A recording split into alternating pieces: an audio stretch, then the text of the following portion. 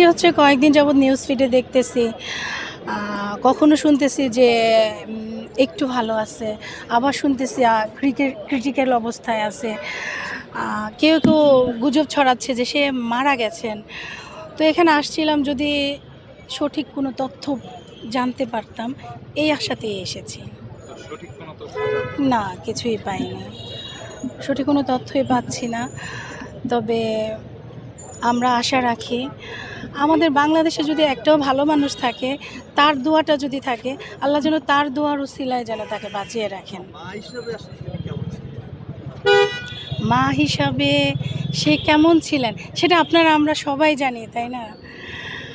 সে তো শুধু ওই তারেক রহমান আর কোকো রহমানের মা ছিলেন না, সে আমাদের সবারই মা, তাই না?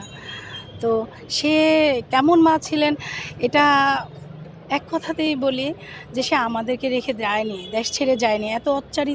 এত অত্যাচারিত হয়েও সে আমাদেরকে রেখে যায়নি, দেশ ছাড়েননি সে। তো প্লিজ আপনাদের সবার কাছে একটাই অনুরোধ, সবাই দোয়া করবেন ম্যাডাম যেন সুস্থ হয়ে ওঠে। হ্যাঁ, দেশবাসীর কাছে দোয়া চাই ম্যাডাম যেন সুস্থ হয়ে আমাদের মাঝে ফিরে আসে। ইভেন আমাদের ভবিষ্যৎ প্রধানমন্ত্রী যেন তাকে আমরা দেখতে পাই।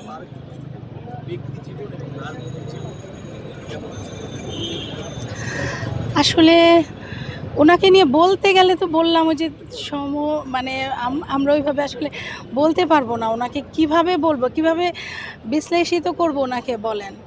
ওনাকে নিয়ে বলতে গেলে আমি আবেগ আপ্লুত হয়ে যাব। আমি আসলে ওইভাবে বলতে পারতেছি না। আমি আজকে কয়টা দিন যাবৎ নিজেও অসুস্থ হয়ে যাচ্ছি ওনার এই নিউজটা দেখে। আমি কালকে খুবই মন খারাপ ছিল, কান্নাকাটি করেছি। তো আজকে আমার হাজব্যান্ডকে বললাম প্লিজ আমাকে নিয়ে যাও, আমি একটু দেখবো। প্লিজ, আমি আর কিছু বলতে পারতেছি না। জিয়াকে দেখতে এসেছি, ওনাকে আমি অনেক পছন্দ করি, ভালোবাসি। উনি জানি তাড়াতাড়ি সুস্থ হয়ে যায়, সেজন্য অনেক দোয়া করি। সে জানি ভালো থাকে, আল্লাহর কাছে বলি তাড়াতাড়ি জানি সুস্থ হয়, বা সুস্থ হয়ে জানি আবার দেখতে পারি, এই আশা করি আল্লাহর কাছে। আমি শুনেছি উনি বেশি একটা ভালো নাই, অসুস্থ।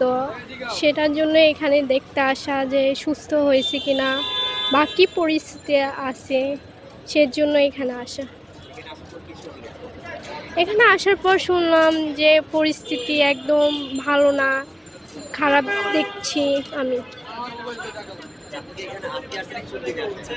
আমি প্রতিদিনই আসি, আমার বাসা সাইডে আছে, প্রতিদিনই দেখার জন্য আসি।